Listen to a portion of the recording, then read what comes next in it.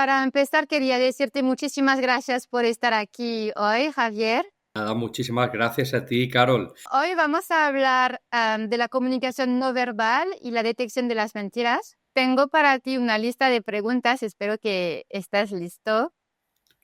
Encantado de responderte todo aquello que necesites. Fantástico, gracias, Javier. Primera pregunta. Muchas veces escuchamos que el cuerpo nunca miente. ¿Puedes explicarnos qué significa esto y darnos un ejemplo práctico? Bueno, vamos a ver. Hay una parte de nuestro cuerpo que no miente y es la que realiza la gestualidad no consciente. Aquella gestualidad que no somos capaces de controlar, nos podamos dar cuenta de ello, pero la gestualidad no consciente, la que realmente no tenemos el control, la voluntad de poder, de poder ejercer o poder ejercer esa vigilancia, es la que siempre decimos que es la parte que no miente. Tenemos diferentes sistemas cerebrales, el cerebro que se construyó hace unos 200.000 años, que es la parte más racional, la que nos diferencia de cualquier animal. Esta parte, con esta parte, la parte racional, la parte cognitiva, sí que somos capaces de poder ejercer una manipulación, si así lo quisiéramos, sobre nuestra gestualidad. Yo puedo poner las manos de una manera, puedo poner la cabeza de otra, incluso puedo manipular mi verbalidad, puedo decir que mido 2 metros sin medir 2 metros, ¿no? Pero luego hay una estructura mucho más interna del cerebro, es la estructura límbica y una estructura incluso una límbica antigua mucho más profunda, que es la que nos ha mantenido vivos durante aproximadamente 4 millones de años, y esa estructura es la que realiza la gestualidad involuntaria, la más emocional, la más involuntaria y aquella que realmente nos es muy difícil de poder manipular. Por eso se dice que el cuerpo apenas miente. Como ves, no es del todo real. Hay una parte que sí que la podemos impostar, pero otra parte indudablemente es involuntaria y sobre todo esta parte involuntaria es la que nosotros estudiamos. ¿Tienes como unos ejemplos prácticos, ¿no? De esta parte involuntaria? Sí, por ejemplo, bueno, me voy a remontar a un estudioso, además de la comunicación no verbal, que era Gregory Bateson. Él nos abrió una vía que era la teoría del doble vínculo. En esta vía, en esta teoría, Gregory nos decía que si la comunicación verbal va acompañando a la comunicación no verbal, o mejor dicho, al revés, la comunicación no verbal acompaña a la verbalidad, realmente muy probablemente la persona está siendo sincera. Pero sin embargo, si la comunicación verbal va por un camino, por un conducto totalmente diferente de la no verbal, entonces es cuando empiezan a aparecer las alarmas, típicas alarmas que las personas posiblemente más emocionales son las que noten que algo va mal. Mm, Tradicionalmente, no quiero entrar en discursos sexistas, pero el cerebro límbico está mucho más evolucionado en la mujer que en el hombre. Entonces las mujeres tienen este sexto sentido que siempre se ha dicho, mucho más vivo, ¿no?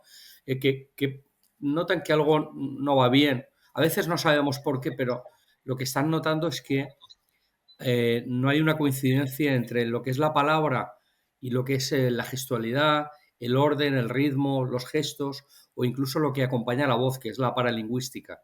Y cuando esto no acompaña, realmente es cuando algo pasa. Nos han dicho tradicionalmente, por ejemplo, que cuando alguien se toca o se rasca la nariz que está mintiendo. Bueno, el detectar mentiras es muy complejo, es sumamente complejo. De hecho, yo que llevo 37 años dentro de este mundo un poco, yo siempre digo friki de broma, ¿no? Dentro de este mundo friki de la comunicación no verbal, eh, no pienses, Carol, que soy capaz de detectar todas las mentiras que se me ponen delante. Necesitamos evaluar, necesitamos reconocer diferentes gestos. Ahora, si quieres, comentamos algunos, ¿no? De los más habituales, Vale. pero sí que necesitamos recoger un buen número de ellos, una cestita para una cestita de estas alarmas que antes comentábamos, para poder, nunca asegurar, pero poder estar cerca de afirmar que alguien es posible que nos esté mintiendo. Realmente no hay herramientas de detección de mentiras. Realmente lo que hay son herramientas que nos indican si alguien está nervioso, si alguien no está seguro de lo que está diciendo. Eh, Algo similar a este aparato tan famoso y que, bueno, se le da mucho uso en Estados Unidos, aquí en Europa apenas, y que sale tanto en las televisiones y en las películas norteamericanas, que es el polígrafo. El polígrafo lo que detecta son diferentes alarmas. Detecta, por ejemplo, la conductividad. La conductividad en el cuerpo humano se detecta porque sudamos un poquito y entonces hay mayor conductividad, el pulso, los latidos, bueno, diferentes alarmas fisiológicas. Pues en la comunicación no verbal, perdón, es algo muy parecido. Detectamos alarmas de inseguridades, de emociones, de cosas que no encajan. Lo que hablábamos antes de la teoría del doble vínculo de Bateson, ¿no? De Gregory Bateson, pues realmente cuando hay algo extraño, algo que no coincide, pues entonces es cuando eh, podemos pensar que puede haber alguna, alguna mentira, ¿no? ¿Qué herramientas trabajamos nosotros de detección de mentiras? Bueno, aquí sí que hay algo muy importante que comentar. eh, para la detección de mentiras, eh, nosotros trabajamos diferentes disciplinas con metodología científica, como son las microexpresiones del doctor Paul Ekman, Estados Unidos, como es la sinergología del doctor Philippe Touchet, en Francia, como es la parte de la paralingüística, o sea, todo lo que acompaña a la voz sin ser verbalidad, sino pues el ritmo, cómo es el tono, cómo es la velocidad o cómo es el volumen. Realmente con una de estas disciplinas que son científicas, con una solo, es difícil poder llegar a determinar si alguien miente. Es muy complicado.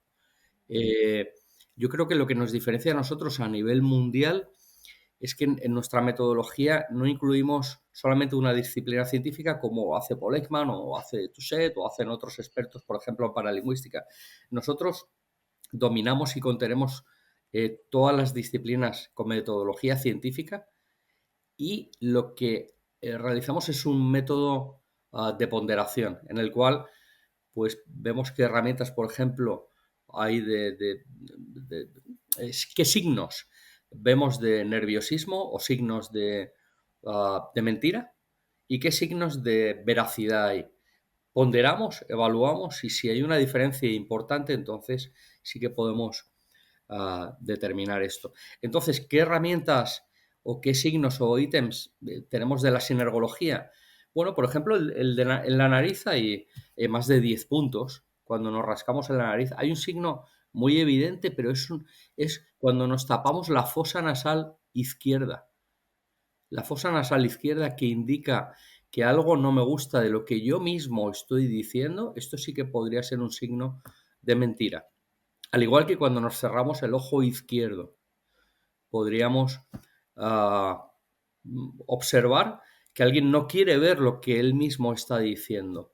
Hay otros gestos de detección de mentira, por ejemplo, estos son ah, podemos decir, de la parte de la sinergología, de la rama francesa. Si nos vamos a la rama estadounidense, pues Paul Ekman nos dice que cuando alguien niega verbalmente y dice no, pero asiente con la cabeza, no, su verbalidad está diciendo que no, pero su cerebro no consciente, ese mucho más profundo, está indicando que sí. Entonces, bueno, podría haber una mentira.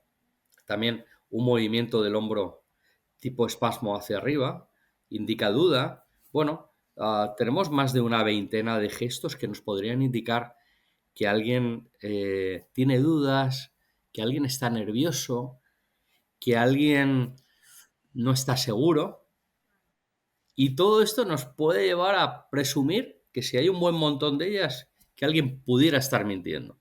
Mm. Nosotros hacemos informes para jueces, bueno, para medios judiciales, eh, Y realmente, bueno, son procedimientos, son muy laboriosos y muy extensos, nos ocupan meses y aún así no tenemos el 100% de certeza. Podemos eh, acercarnos a ese 100%, estaremos entre el 85% de media y el 95% de fiabilidad en este modelo que es muy válido, pero no estaremos en más del 95%. No hay matemática. Tenemos acercamientos, ¿no? Acercamientos. Claro, así que al final no va a ser como un gesto específico, pero más bien pequeños señales, como un cóctel de pequeños señales que nos pueden indicar que aquí hay algo que no está del todo bien, ¿verdad? Eso es, exactamente, Carol, exactamente el cómputo de unos cuantos elementos. Exacto. Las emociones juegan un papel clave en nuestra comunicación. ¿Cuáles son las microexpresiones más importantes que deberíamos aprender a reconocer en los demás? Bueno, esta es una parte de mucha envergadura. Es la parte que el doctor Ekman en Estados Unidos, la que podemos decir, la que él investigó, ¿no? Y es una de las partes que nosotros, bueno, pues trabajamos, ¿no? Debo decir bueno, que el más famoso en el mundo entero es Paul Ekman, el papá, el padre de estas emociones y microexpresiones, las emociones básicas, pero realmente es la parte menos abundante. Si nos vamos a Touchet, Touchet tiene más de 1000 gestos, con lo cual podemos decir bueno, pues que ha aportado muchos más ítems, ¿no? A este mundo del comportamiento humano. Bueno, las emociones son básicas. Tenemos una parte del cerebro, que es nuestro cerebro antiguo, hace hasta 200.000 años. Realmente, si llevamos 4 millones de años aproximadamente sobre esta Tierra y 200.000 años con un cerebro que nos permite procesar información y extrapolarla al futuro, o sea, ese cerebro racional, pues hemos estado muchísimo tiempo, mucho más tiempo con un cerebro emocional. Las emociones son muy importantes. De hecho, por emociones, cuando nos enamoramos hacemos locuras. Cuando tenemos odio también podemos hacer locuras. Realmente son parte fundamental de nuestra vida. Eh, los trastornos psicológicos, muchos de ellos, no todos, pero muchos de ellos están fundamentados en la base emocional, ¿no? Pues que alguien esté triste o que alguien tenga miedo, que alguien pueda tener procesos de ansiedad, etcétera, etcétera. Con lo cual, reconocerlas es importantísimo. Las emociones, hay muchísimas emociones. Nosotros sobre todo nos fijamos en las básicas. Las básicas son el miedo y la tristeza que puedan tener relación. Ahora comentaremos un poco el porqué.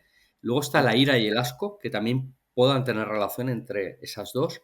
Luego tenemos una emoción que es neutra, que es la sorpresa. Bueno, esta podemos decir que no es ni agradable ni desagradable. No vamos a hablar de emociones positivas o negativas, puesto que realmente no hay emociones positivas ni negativas, aunque el miedo, la tristeza, el asco y la ira nos puedan parecer negativas, pero nos han ayudado a sobrevivir estos 4 millones de años. Si no tuviéramos miedo, nos hubieran matado. Si no tuviéramos ira, no seríamos capaces de defendernos en algunos casos, ¿de acuerdo? Ah, al igual bueno, pues con el asco, si yo eh, tomo un líquido o una comida en mal estado y no tengo asco y la tomo, pues puedo morir perfectamente, ¿no? Pero nos tenemos que fijar que hay 4 emociones desagradables, estas que tradicionalmente se decían que eran negativas, una neutra, y realmente el ser humano solamente tiene una emoción positiva, que es la felicidad o alegría, ¿no? Es un sinónimo. Tenemos muchas más emociones negativas que esta positiva, porque son las que nos han ayudado a sobrevivir. No a vivir felices, sino a sobrevivir y a no morir. Eh, las microexpresiones que tú comentabas, Carol, se pueden ver, las podemos hacer y se pueden ver. La ejecución se ve en la boca, sobre todo, en las cejas y a veces en la nariz. Por ejemplo, cuando alguien tiene miedo, las comisuras de la boca van para atrás, los ojos se abren un poquito, la nariz normalmente se abre, los receptores sensoriales se abren un poquito para recoger toda esa información y podemos ver en las cejas que se levantan un poco y que se curvan en forma de ola. Mm. Esa misma forma de ola o muy similar la tienen las cejas de la emoción de tristeza. Pero la boca en la tristeza es diferente. El labio inferior sube, cual niño pequeño está triste, ¿no? Ah, Entonces, bueno, la forma de diferenciar la tristeza del miedo no es en las cejas, que es prácticamente igual, sino en la boca. La emoción de tristeza, la boca sube y la de miedo, la boca, las comisuras van para atrás. El asco y la emoción de ira es similar. Las cejas bajan para fijar el objetivo.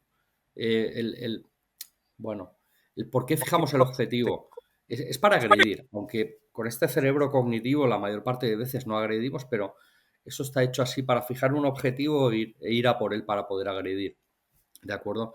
La diferencia entre la ira y el asco es que en el asco cerramos todo, cerramos por dentro los receptores y en la ira no cerramos receptores, sino que estamos preparados para que nos entre oxígeno y poder combatir con mejores garantías.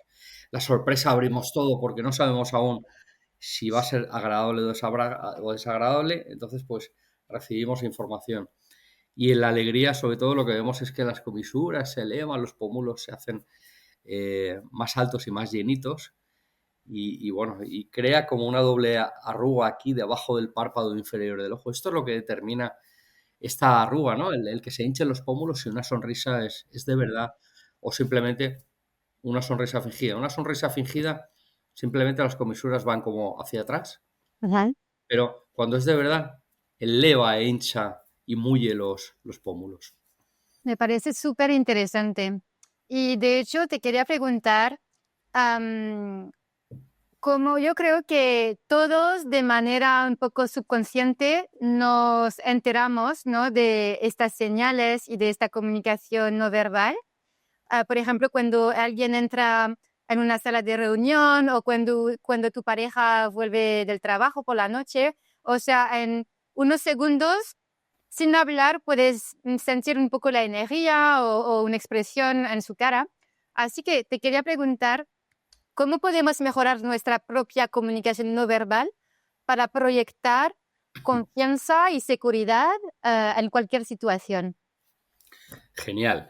Bueno, pues aquí vamos, con tu permiso, voy a dar unas claves para qué no hacer, porque, bueno, finalmente el mejorar nuestra comunicación, bueno, durante años nos han dado claves para mejorar, para estar más erguidos, para impostar diferentes elementos. Lo que nos hemos dado cuenta, realmente la psicología también se ha dado cuenta de que es mejor tener a tus puntos flojos, a tus puntos de mejora, no combatirlos, sino tenerlos de aliados. Si quieres, luego hablamos un poco de esto y parece que es lo que más nos va a ayudar. Si Ujú. tienes todos tenemos deficiencias, ¿no? Me pongo yo por delante, luego si quieres te cuento alguna, y coger esas deficiencias y tenerlas de aliado. ¿Por qué? Porque esas deficiencias siempre van adheridas, luego si quieres lo comentamos con más profundidad, a un punto fuerte. Entonces, ¿debemos evitar estas deficiencias? Yo creo que no. ¿Por qué no debemos evitarlas? Porque hay una máxima que dice que si en un momento dado tú eres capaz de evitar un punto débil y no se te va a notar, hazlo. Ah, y saca tus puntos fuertes. Pero a medio plazo es imposible que podamos mentir eh, sobre nuestros puntos flacos. Es mejor tenerlos de aliados. Por eso el mejor mensaje que yo puedo dar para dar una actitud buena, comunicar mejor, es ser consecuente con lo que eres, con tu propia personalidad y con tu propio mensaje. Es lo que después de 37 años, y ya te digo yo que hace 20 o 25 años yo no pensaba esto, pero he llegado a esta conclusión, es no impostar. No, no finjas, no impostes. Tienes que ser buena, tienes que ser bueno, tienes que mejorar cada día, pero tienes que ser como tú eres. Es la mejor manera de hacerlo. Ahora, lo que está claro es que hay que evitar diferentes cuestiones. Por ejemplo, ¿qué elementos hay que evitar? Pues hay que evitar parecer demasiado inmóvil, meter las manos en los bolsillos, intentar evitar posturas encogidas. Bueno, pues todo esto sí que es mejor evitar. ¿Y qué debemos de hacer? Pues bueno, debemos de intentar, pero ya te digo que no es una norma. Debemos de intentar poner al máximo las posturas de apertura y las posturas de empatía, todo aquello que nos permita acercarnos, por ejemplo, no solamente físicamente, sino nosotros hemisféricamente tenemos dos lados. Esto es la base de la sinergología. Hemisféricamente yo me puedo acercar más a alguien si le escucho ofreciendo mi parte izquierda de la cara.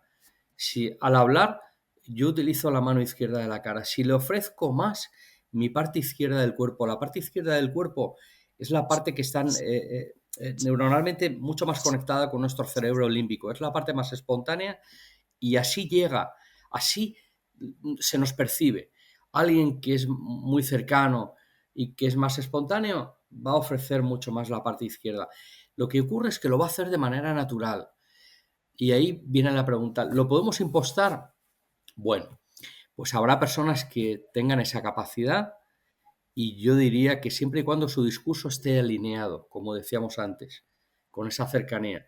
Si yo vengo un día y estoy de disgusto o no me cae bien una persona, que eso nos pasa a todos, ¿eh?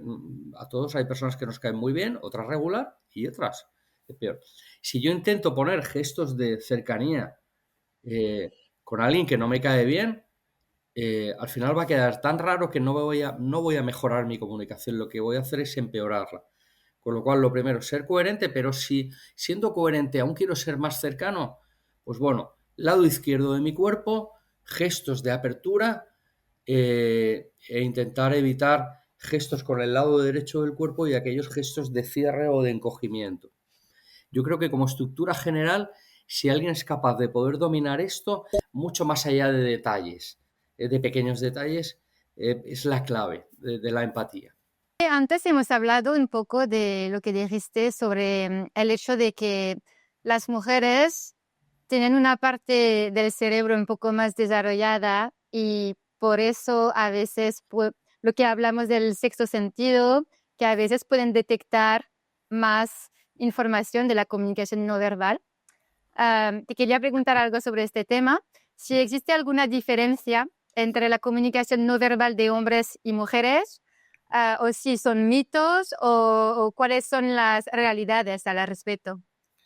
Vale. Bueno, vamos a ver. Es una pregunta muy complicada y políticamente alguna respuesta puede ser algo incorrecta. ¿De acuerdo? Yo, como siempre, me voy a mostrar lo más cercano posible Okay. y con una apuesta, sobre todo empática, que es como yo creo que lo suelo hacer o lo intento hacer. Bueno, aunque si leemos diferentes papers, diferentes artículos científicos, hay cientos que nos indican que no hay demasiada diferencia, también hay otros que nos indican que sí que hay diferencias. Toda la parte emocional, la parte relacional, es mucho más potente en la mujer. Eh, ¿Esto es genética? Bueno, más bien, la genética. Yo siempre hago un símil, la genética y el tiempo. Me explico. Dos personas iguales, dos hermanos gemelos, se van a vivir desde niños a uno a un país con una educación y otro a otro país. Y aunque tengan una raíz igual, o sea, harán comportamientos, manías, gestos que serán iguales por esa genética, habrán otros elementos que se diferencien por lo que llamamos epigenética, o sea, por la cultura, por el ambiente. Vale. Entonces, ¿qué es lo que esencialmente nos diferencia a las personas?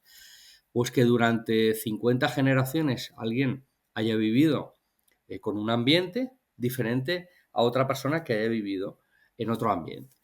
Eh, eh, Gran parte de las diferencias entre hombres y mujeres vienen dadas por estos ambientes. Tradicionalmente el hombre ejercía unas funciones y la mujer otras.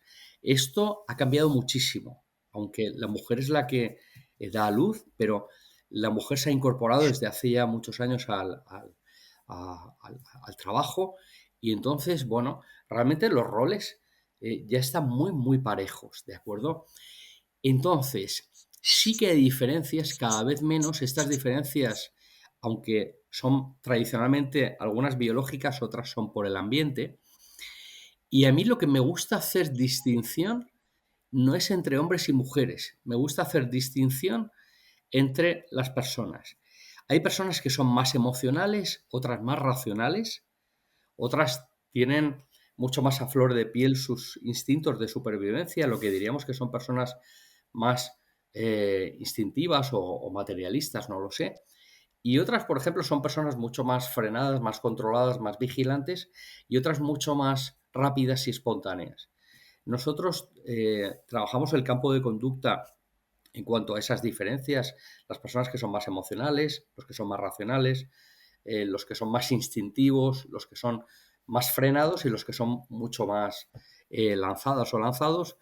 Y lo que sí que observamos es que hay una mayor diferencia, mucha más diferencia entre personas que tengan una parte del cerebro, podemos decir, más cualificado, al final es el volumen más grande, por ejemplo, la parte racional más grande o la prefrontal más grande, tendrán una parte de mayor control. O sea, hay más diferencias individuales que por sexo. Pero ahora, si tú me dices, oye, ¿existen algunas diferencias por sexo? Pues la que comentábamos antes, sí. Normalmente, hasta la fecha, las mujeres son personas con más capacidad de adaptabilidad, más emocionales y más relacionales. El hombre no tiene de la misma manera esa capacidad. Pero dentro de, que ya no estaremos nosotros por aquí, pero dentro de 50, 60, 80, 90 años, dentro de 50 a lo mejor tú sí, yo no creo, bueno, a lo mejor ojalá, pero dentro de unos cuantos años estaría bien volver a hacer la misma pregunta. Habrán cambiado cosas, porque la vida cambia, los roles cambian. Y dentro de 500 años, pues quién sabe, pues se pueden invertir algunos roles. Esto es el ambiente el que cambia las cosas, ¿no? Sí, exacto, porque yo creo, o sea, yo no sé si hay una razón biológica o todo esto, pero yo lo que yo pensé, especialmente cuando hablamos de esto, de la intuición femenina y todo esto, para mí era más porque por la educación, es decir, que a las niñas durante muchísimo tiempo, durante siglos, de hecho, ah, hemos enseñado a las niñas a ser más empáticas, a servir a los demás, a cuidar las necesidades de los demás y por eso a lo mejor nosotras las mujeres nos fijamos más en los pequeños señales o las pequeñas expresiones para anticipar un poco lo que va a necesitar la otra persona. Y puede ser que como todo esto está cambiando ahora, que ahora los padres tienen la tendencia a educar a sus hijos y hijas de la misma manera y también que hay mucho más contenido con las redes sociales, la gente tiene como una apertura de mente distinta, ¿no? A lo mejor es lo que tú dices, dentro de 50 o 60 años ya no hablaremos de intuición femenina porque todo el mundo será capaz de anticipar y de leer, ¿no? Las expresiones de los demás. Ojalá, espero que sí. Sí, Espero que sí. sí. Me encanta la explicación. Fíjate, es una explicación, yo no la expongo tan bien como la has hecho tú, pero a mis alumnos dentro bueno, de las formaciones del máster que hacemos, pues bueno, yo explico que la neuroplasticidad del cerebro, bueno, pues para poder entenderlo, de alguna manera, es algo similar a las fibras musculares, ¿no? Nos vamos al gimnasio, trabajamos un músculo y finalmente esas fibras, primero, bueno, pues producen unos cambios, pero al final esas fibras lo que hacen es que aumentan de tamaño y entonces tenemos más músculo. Pues la neuroplasticidad es lo mismo. Trabajamos, nos ponemos a estudiar, nos ponemos a leer o nos ponemos a cuidar a nuestro hijo o a otros niños y hay una parte del cerebro que es la que, esas fibras del cerebro, esa neuroplasticidad es la que aumenta. Está compuesto el cerebro por, bueno, pues no vamos a hablar del cerebro, pero bueno, está compuesto por unas células. Ujú, Los núcleos apenas aumentan, ¿no? ujú. De estas neuronas, pero luego lo que son los axones, que son las fibras, estas sí, estas empiezan a generar nuevas redes en el cerebro y esto al final es volumen, Claro. como un bíceps. Y es por el trabajo, por la educación que hemos tenido, por el ambiente, por el trabajo y al final exactamente es lo que has dicho tú. Me encanta cómo lo has explicado. Sí, y lo que me encanta del tema es que esto me da esperanza porque esto quiere decir que la gente puede cambiar el otro día hice una entrevista sobre la inteligencia emocional y al final vimos que la empatía se trabaja. Es decir, que, o sea, en muy pocas ocasiones la gente nace muy empática y que se pone en el lugar de los demás y todo esto, pero que al final esto es un trabajo, es un esfuerzo que podemos desarrollar y podemos mejorar de la misma manera que podemos ponernos más fuertes en el gimnasio, podemos Ujú, ponernos más fuertes, tener más empatía y es decir, cambiar nuestros circuitos, ¿no? ujú. Cerebrales y al final cambiar nuestra mentalidad, nuestros comportamientos, nuestras conductas y hasta por lo de que es aquí de la comunicación y de las relaciones entre humanos, mejorar nuestra empatía y ponernos más al servicio de los demás. Así es, así es. Genial, genial. Qué maravilla escuchar. Esto es, bueno, pues nos da una idea de que sí, de que hay cosas que por muy malas que sean, siempre hay ámbito de mejora. Luego parece ser que sí que hay temas relacionados con, mira, con los primeros años de vida, el apego está muy de moda ahora mismo, como sabes, Claro. la propia genética, ¿no? Pues que somos diferentes a la hora de nacer, cada individuo es único, pero sí, vamos, el que quiera mejorar, tenemos la oportunidad de poder hacerlo, ¿no? Un amigo mío me decía, mira, esto es como una partida de cartas. A mí no me gusta, me aburren mucho las cartas, aunque he jugado alguna vez, ¿no? Pero el símil que él ponía, decía, es como una partida de cartas. Tú, tú puedes repartir las cartas, somos tres o cuatro, Ajá. y hay alguno que tiene unas cartas buenísimas Ujú. y otros que tienen unas cartas que son muy malas. Sí, Pero luego hasta el final de la partida nunca se sabe quién va a ganar, porque es que el tener buenas o malas cartas realmente sí que puede dar unas ventajas. Pero luego eso no da el resultado final, nunca da el resultado final. Solamente tener unas buenas cartas. El que sepas hacerlo, el que te descartes, el que juegues de farol como en diferentes juegos. O sea, al final luego hay un ámbito muy importante de mejora. Y tú con unas cartas regulares o malas puedes ganar a todos los que tienen buenas cartas.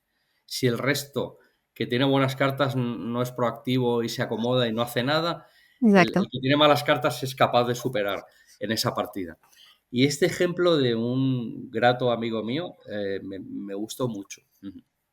A mí también me gusta mucho, ¿sabes? Porque al final da esperanza y es un mensaje no para no rendirse y que al final todo es posible. Pero por supuesto hay que decir también que si empiezas a jugar con buenas cartas va a ser más fácil, ¿sabes? Así que tampoco estamos a un punto de igualdad entre todos, pero es verdad que al final del partido nunca se sabe quién va a ganar, así que hay que perseguir y darle todo.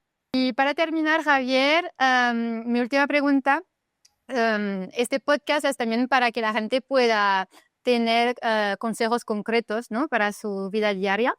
Y quería saber si podrías darnos 3 consejos prácticos que podríamos aplicar en nuestra vida diaria para mejorar nuestra comunicación y entender mejor a los demás. Pues vamos a ver, vamos a empezar, si no te importa y me permites, con el mejor ejemplo que yo puedo dar, y es ser aliado de algunos elementos que a priori pueden ser deficiencias. Eh, yo llevo 37 años, he pasado por, bueno, por algunas empresas en las cuales mi trabajo no era aunque lo empleaba, pero no estaba relacionada con el comportamiento humano y con la comunicación no verbal. Pero yo llevo esos 37 años. ¿Y por qué me dedico yo a la comunicación no verbal? Que es un ámbito, yo siempre digo, un poco raro, un poco friki, ¿no? Porque hay gente que es arquitecta o que es médico, otros que se dedican a hacer edificios, no sé, pero dedicarse a la comunicación no verbal es un ámbito un poco raruno, ¿no? Bueno, luego no lo es tanto porque ah, te da unas herramientas excepcionales bueno, pues para obtener muchas cosas, muchos beneficios, y no hablo solamente de beneficios económicos, sino ayudar a las personas, ser mejor persona, construirte, en fin.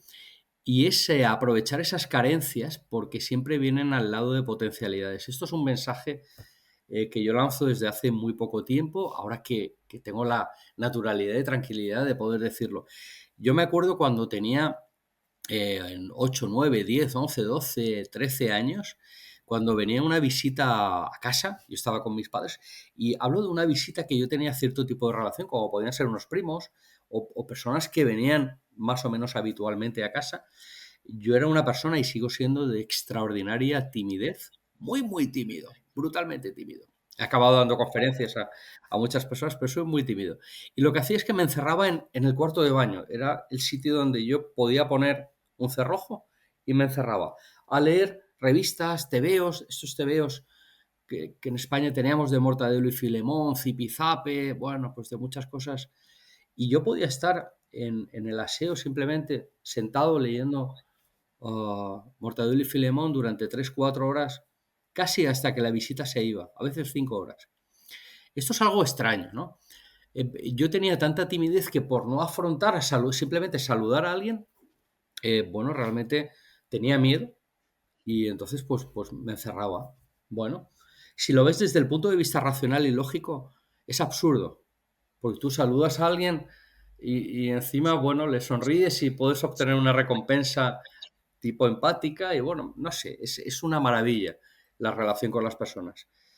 Pero durante esos años empecé a afinar un sentido de observación, hablaba muy poco y empezaba a escuchar, a mirar, a ver, yo me iba con mis padres a algún sitio y yo me sentaba en una silla y empezaba a mirar, a ver, a escuchar todo lo que allí se abordaba, todo lo que allí se decía. Empecé a, a tener un sentido especial de la escucha, de ver los comportamientos y demás. Luego, realmente a partir de los años 80 y pico, 90, 90 y pico, hasta la actualidad es cuando le empecé a dar forma y cuando realmente pues he aprendido aquellas cosas que se han estudiado con metodología científica, ya te digo, sinergología, microexpresiones, la parte de la voz, la parte de Luis Corman, la relación entre la personalidad y el cerebro y el propio rostro, bueno, pues esto nos ha ayudado mucho. Entonces, las a priori carencias, como era la mía, esa gran timidez, al final la he convertido en una potencialidad. Todas las monedas tienen dos caras. Y hay una que puede parecer una carencia, pero al ladito siempre hay una gran potencialidad. Y esto ocurre en casi todos los casos. Ha ocurrido siempre cuando hay algún elemento un poco carente, realmente hay una gran potencialidad en el reverso. Y esto tenemos que parar, pensar cuál es nuestra carencia, si es que la hay, y cuál es el reverso potente de esa carencia, y empezar a aprovechar eso, sin lugar a dudas. Y después lo que puedo decir que me ha ayudado muchísimo y creo que puedo ayudar a todas las personas es que antes de lanzar comunicaciones a libre albedrío, lo más importante es tener herramientas que nos permitan saber cómo son las personas.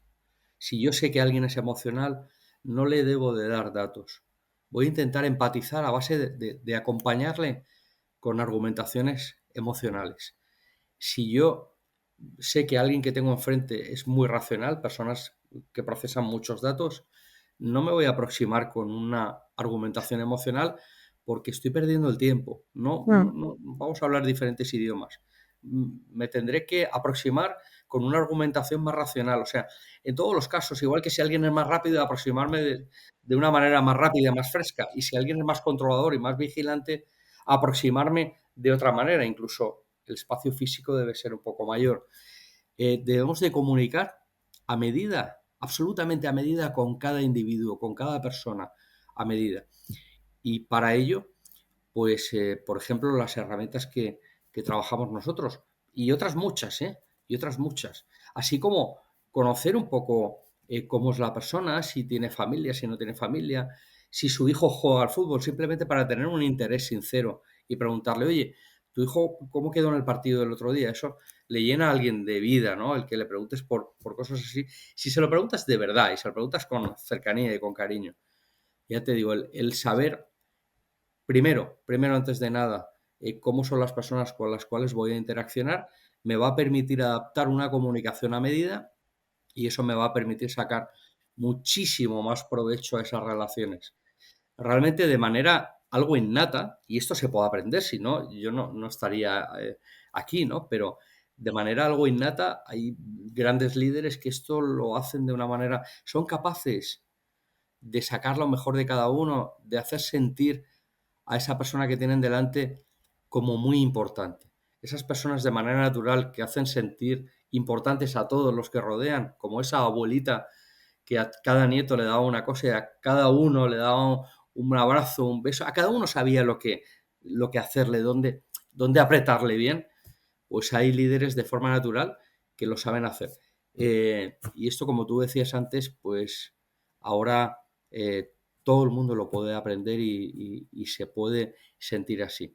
Es importante, no hablemos de la misma manera, no le digamos lo mismo a todo el mundo. De manera individualizada, tratemos a cada uno como cada uno quiere ser tratado. Esto es lo mejor que yo creo que puedo deciros. Así que estás diciendo que para comunicarse mejor tenemos que interesarnos en la otra persona y Sin duda. venir con una actitud de autenticidad. Sin duda, sin duda. Llevamos un ritmo muy loco, tenemos pocas horas porque todos queremos conseguir cosas, incluso materiales, ¿no? Y queremos, oye, queremos tener cosas, queremos tener ventajas, queremos tener comodidades y a veces vamos tan rápidos que no nos permite, el primero yo, ¿eh?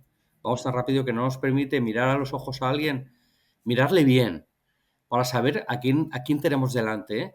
Porque si miramos bien a alguien, nos quedamos como un par de segundos, empezamos a percibir cosas, sin saber comunicación no verbal, que ya sabemos mucho todos, ¿ah? Ajá. Sin necesidad de aprender, y ya vemos a alguien con la cara más redondita y decimos, qué pinta de amable. Vemos a alguien con la cara más abollada, uy, voy a andar con más cuidado, ¿verdad? Este tipo de cosas que sin querer ya somos capaces de percibir, sin necesidad de decir si no somos nadie ni mejores ni peores, simplemente distintos y tenemos diferentes tipos de comunicación, pero parar un poquito más. Y esto también es bueno. Yo cuando me acuerdo lo hago, ¿eh? Pero vamos todos locos y... Pero bueno, por lo menos si lo tenemos en la cabeza, ya es más fácil que lo hagamos, que veamos a alguien, que paremos, que le preguntemos, que le miremos a los ojos, que le preguntemos por cosas de esa persona para interesarnos, ¿no? Y tener esa mirada empática, esa emoción que hablábamos que es la única positiva, que es la felicidad o sonrisa, pues intentar esbozar una sonrisa en nuestra comunicación. Yo creo que eso nos puede ayudar mucho. Al final la comunicación no verbal es el poder de vincularse sin hablar. Te puedes vincular aunque sean solo unos segundos, pero te vinculas de ser humano a otro ser humano sin necesariamente hablar durante mucho tiempo, pero tener esta conexión entre todos. Así es, así es. Así lo veo yo también, así lo veo yo también. Carol, sí. Javier, muchísimas gracias. Me ha encantado la conversación, súper interesante y muchos tips para la gente que nos escucha. Muchísimas gracias, Javier. Nada, a ti, Carol, por todo. Ha sido un placer estar aquí un ratito conversando contigo. Un abrazo fuerte y muchísimas gracias a ti. Gracias a ti.